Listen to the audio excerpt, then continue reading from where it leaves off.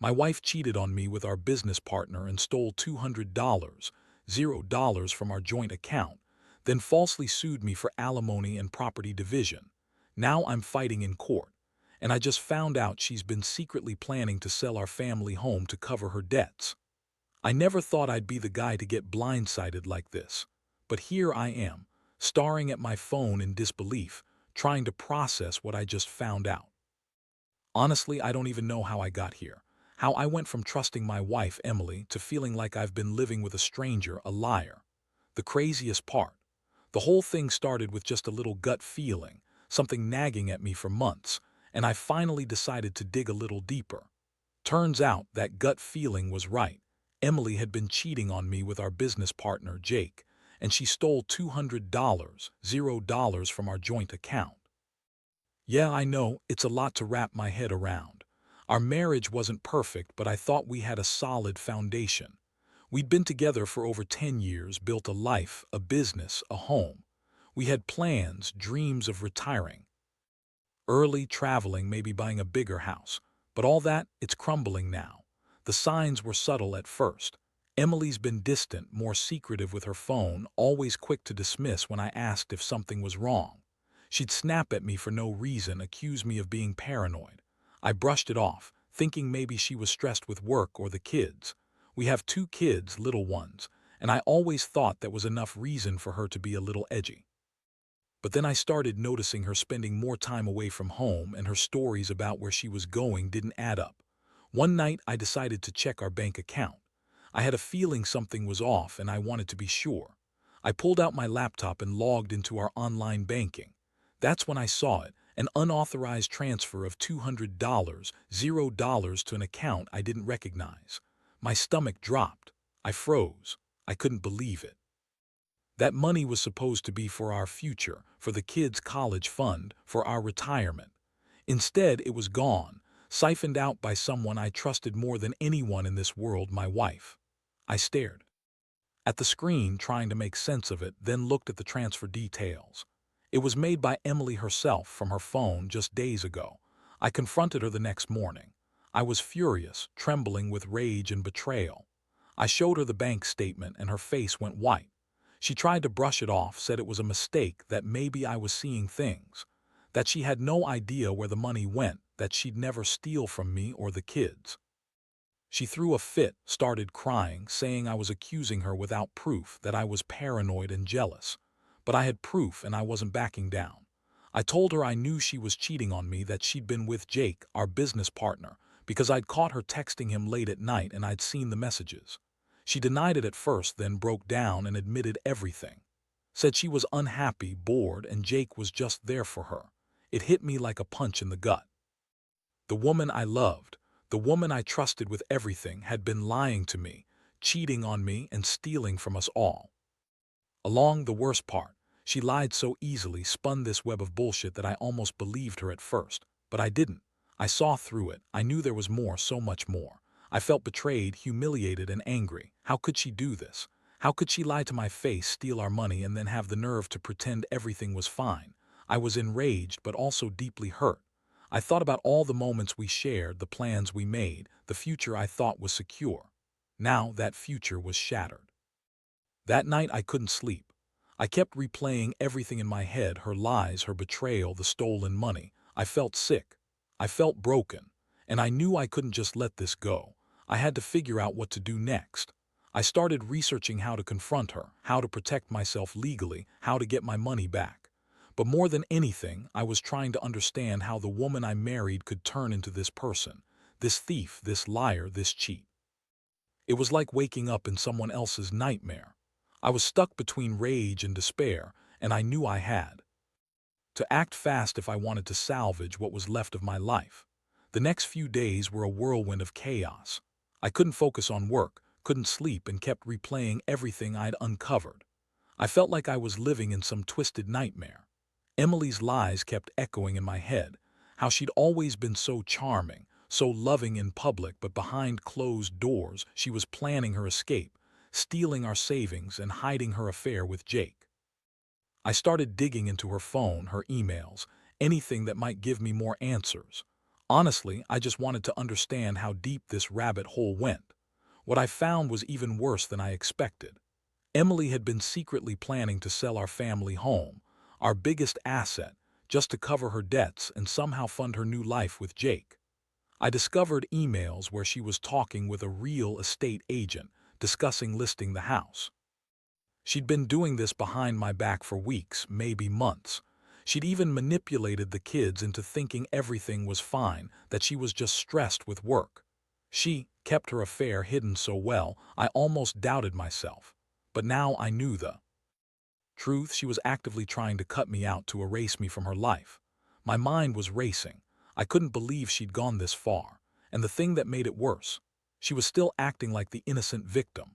When I confronted her again, she threw a tantrum, claiming she was just trying to get out of debt and that I was overreacting. She said she loved me, that she'd never cheat, never steal from our family. Yeah, right. I saw through her lies. She's always been good at lying, good at spinning stories. But I wasn't buying it anymore. I told her I knew she was planning to sell the house, and she looked stunned for a moment, then quickly recovered, saying I was paranoid, that she'd never do something so reckless. That was the moment I realized I couldn't trust her anymore. I knew I had to act fast to protect what was left. I started talking to a lawyer, trying to figure out my options. I wanted to freeze the house sale, get a restraining order if I had to, and find out exactly how much she'd stolen and what she'd done with the money. The more I dug, the angrier I got. I couldn't believe how she'd turned into this manipulative, selfish person. All the years we'd built a life, and now I saw her for what she truly was: a liar, a thief, a user. Meanwhile, she kept up her act, pretending to be the victim in all this. She'd cry, yell, accuse me of being controlling and paranoid. But I wasn't buying her bullshit anymore. I started documenting everything, saving emails, recording conversations, gathering proof of her plans. I told her I was going to fight for my rights, for the house, for the money, for the kids. I didn't want her to get away with this. The betrayal ran so deep, I wondered if I'd ever be able to trust anyone again. But more than anything, I just wanted her to face the consequences of what she'd done. That's when I realized this wasn't just about money or the house. It was about respect, loyalty, and the vows we made. She broke all of that, and I had to decide whether I was going to try to fix this or walk away for good. Honestly, part of me still hoped there was a way to salvage what little was left, but another part knew I couldn't keep pretending. I was furious, hurt, and feeling more betrayed than I ever had in my life. I knew I had a long fight ahead, not just in court, but emotionally too. This was the kind of betrayal that leaves scars, and I wasn't sure how I was going to heal from it. The day I finally sat down with my lawyer, everything started to feel more real. Like I wasn't just some guy in a bad soap opera, but someone who actually had a shot at getting some justice. We went over all the evidence I'd collected: the emails, the bank statements, the recordings of her phone calls. It was a mess, but it was proof. My lawyer told me I had a solid case to freeze the sale of the house, get a temporary restraining order, and start the process of reclaiming the stolen money. Honestly, hearing that gave me a small spark of hope, like maybe I could turn this around somehow. Meanwhile, Emily kept up her act of innocence, even tried to spin it as me being paranoid. She'd cry and say she was just trying to get out of debt, that I was accusing her of something she didn't do. She was so good at lying, I almost believed her at times. But I knew better. I'd seen the receipts, the emails, the texts. I knew she was planning her escape, and she was lying to cover her tracks.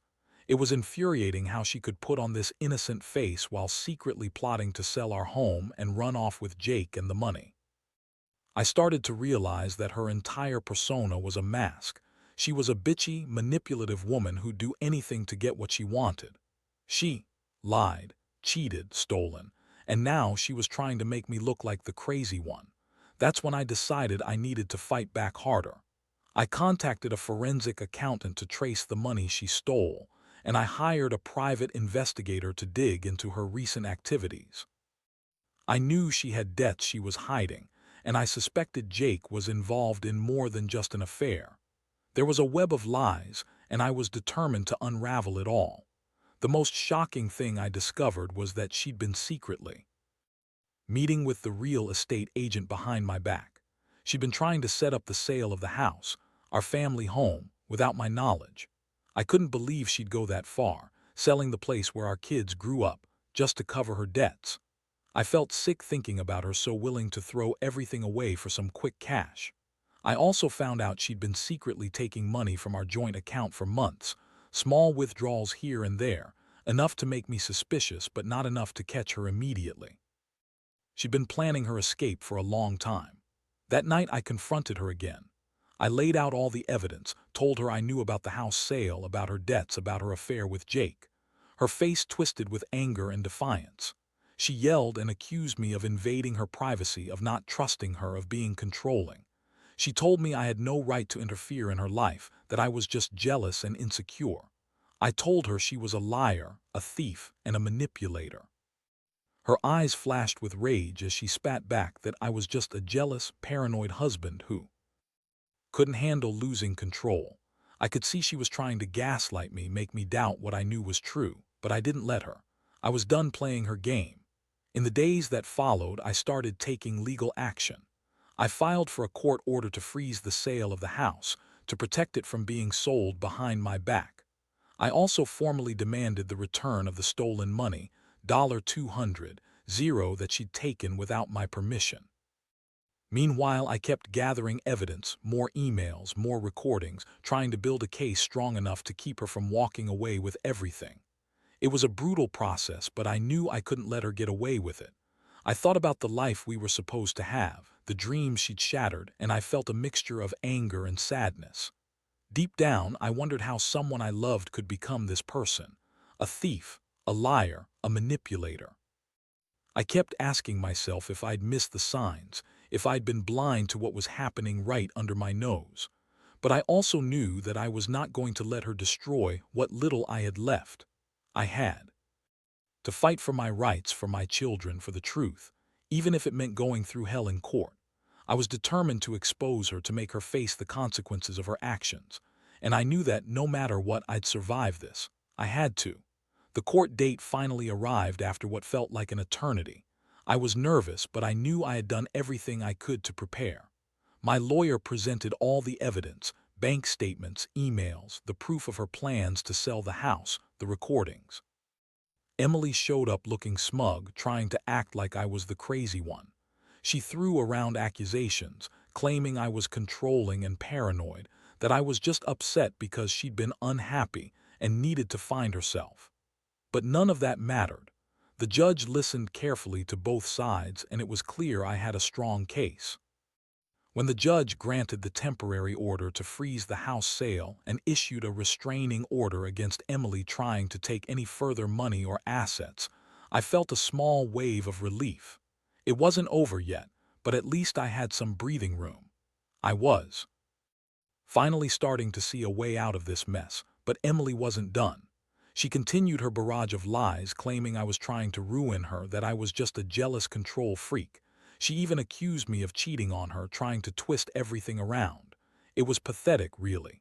She was desperate to cling to her lies, to keep her secrets hidden. That night I sat alone in the house, staring at the walls. I couldn't sleep. The betrayal still burned inside me. It felt like a wound that wouldn't close. I thought about everything I'd lost, the trust, the future we'd planned, the stability. I kept asking myself how I'd let it get this far. How did I miss all the signs? Was I blind, or just too hopeful? I felt a mixture of rage and deep sadness, like I'd been sucker punched by the person I loved most. I realized that I'd been naive, believing that marriage meant always having each other's backs. Turns out that wasn't true. Not in her world, but I also knew I couldn't stay stuck in this place of pain. I had to decide what to do next. I started thinking about the next steps, going after the money she stole, protecting my rights as a father and husband, making sure she couldn't just walk away with everything. I reached out to a forensic accountant again to help trace every penny she'd taken. I hired a private investigator to keep tabs on her, just in case she tried to do something else behind my back. I couldn't let her keep manipulating the system. I had to be one step ahead. Meanwhile, Emily's behavior became more erratic. She'd try to guilt me, call me names, accuse me of trying to ruin her life. But I was done listening. I knew her game. She's always been good at spinning stories, twisting facts, and making herself look like the victim. But I saw through her now. I knew she was planning her escape, that she'd been lying to everyone, including the kids, about her true intentions. It made me so furious I could barely breathe. How could she do this to her own family, to me? The woman I married, the mother of my children, turned into a manipulative, selfish thief. I started to get serious about my legal options. I filed for divorce, knowing I had enough evidence to prove her misconduct. I wanted her out of my life, out of our house, and away from my kids. I wanted the truth to come out and for her to face the consequences. It was hard every step. I felt betrayed, angry, and exhausted, but I also knew I had to be strong for myself and my children. We deserved better than this. I kept telling myself that, even when I was overwhelmed with doubt and despair. I'd lost a lot, but I hadn't lost everything. I still had my integrity, my dignity, and the determination to rebuild, whatever that looked like now. The legal battles dragged on, but I refused to back down. Every day felt like a war, and I was fighting harder than I ever thought I could. I stayed up nights poring over documents, making sure every detail was accounted for. I kept pressuring the courts to freeze her assets, to prevent her from selling the house or hiding any more money. It was clear she was trying to run, to hide her tracks, but I wasn't going to let her get away with it. I knew she had debts, maybe even more than she let on, and I had to be the one to hold her accountable. Meanwhile, Emily's behavior only grew more erratic. She'd lash out, accuse me of trying to ruin her life, call me controlling, or say I was just jealous of Jake. She'd claim she loved the kids and that she was doing all this for their future. But I saw through her lies now. She'd been lying from the start. Her plan was to take everything, leave me with nothing, and start fresh with Jake. The more I learned, the angrier I became. It's one thing to cheat. It's another to steal from your own family and then try to spin it as if she's the victim. I also found out she'd been secretly talking to a lawyer, probably trying to get legal advice on how to hide her assets or get around the court orders. I hired my own attorney to counter her moves. We prepared for the worst, knowing she'd try to manipulate the system further. I wasn't about to let her do that. I wanted full custody of the kids, and I wanted her to be held responsible for everything she'd done. I couldn't trust her anymore, not as a wife, not as a mother. The woman I thought I knew was gone, replaced by someone cold and calculating. One day, I uncovered even more disturbing details. It turned out she'd been secretly contacting real estate agents, trying to sell the house behind my back. She'd been planning her escape for months. That realization hit me hard. I'd been so blindsided I hadn't seen it coming. I felt sick to my stomach thinking about how she'd been plotting to leave us all behind. That's when I decided I had to take more drastic action. I filed for an emergency court hearing to stop the sale of the house permanently. I wanted to make sure she couldn't just walk away with everything, leaving me and the kids stranded. The courtroom was intense. Emily sat there, looking smug, trying to act like she was the victim. She insisted she was doing everything for the kids' future, that I was controlling and paranoid. I looked her in the eyes and told the judge everything: the stolen money, the affair, the house sale plans, her lies. I presented all my evidence, and I could see the judge was taking me seriously. When the judge finally issued an order to freeze all her assets and prevent her from selling the house, I felt a small sense of victory. It wasn't over yet, but I knew I had some leverage now. At the same time, I couldn't shake the feeling of heartbreak. I'd loved her once. I'd believed in our vows, in the life we built. Now I was fighting to save what little was left of that. I wondered how a woman I trusted so completely could turn into this person, so manipulative, so greedy, so willing to destroy everything we'd worked for. It hurt more than I can say. But I also knew I had to keep fighting, for me, for the kids, for whatever shred of integrity I had left. I realized that sometimes love isn't enough to fix what's broken. Sometimes you have to let go, not because you want to, but because it's the only way to survive. The court battles continued for several more weeks, each hearing peeling back another layer of her deception. I stayed vigilant, pushing hard to get everything in my favor, especially the house and the money. Emily's attempts to manipulate the system became more frantic. She'd show up to court crying, claiming she was the victim, that I was trying to ruin her life, that she loved the kids and only wanted what was best. But I wasn't buying it anymore. I had the evidence, the proof of her affair, her theft, her plans to sell our home behind my back. I saw her for what she was, a woman who'd betrayed everything we stood for. Eventually, the judge ruled in my favor. The sale of the house was permanently halted, and a court-appointed trustee was put in charge of handling the assets and recovering the stolen funds. Emily was ordered to pay back the $200, $0 she took, plus interest. Hearing that felt like a small victory, but it didn't erase the pain. I knew the damage was done, and the scars would stay with me for a long time. Still, I was relieved that she couldn't walk away with everything, that I had some control over the wreckage she'd left behind. As I looked back on everything, I realized how much I'd learned about trust, betrayal, and resilience. I'd been blindsided by someone I loved, and it nearly broke me. But I also found strength I didn't know I fought for my rights, for my children, and for my own sanity. The betrayal had opened my eyes to the fact that sometimes people hide who they really are until they're backed into a corner. Emily wasn't the woman I thought she was. She was a manipulative, selfish woman who'd do anything to get what she wanted, even if it meant destroying her own family. In the end, I decided to divorce her. Not because I wanted to hurt her, but because I realized I needed to rebuild my life from scratch. I wanted my children to have stability, honesty, and love, things she clearly couldn't give anymore. The process was painful. Letting go of the woman I once loved felt like losing a part of myself. But I knew I had no choice. Sometimes, love isn't enough to fix a broken relationship. Sometimes, you have to walk away to preserve what's left of your dignity. Now, I'm focusing on healing and moving forward. I've started therapy, rebuilding my confidence, and trying to create a life that isn't defined by betrayal. I still think about what happened every day, but I refuse to let it define me. I want my kids to see a father who's strong, honest, and resilient, someone who learned the hard way that trust must be earned and that sometimes the greatest act of love is knowing when to let go. If there's one thing I can tell anyone in a similar situation, it's this: don't ignore the signs, trust your instincts, and fight for what's right. Because in the end, the truth always comes out, and you have to be ready to face it, no matter how painful it might be.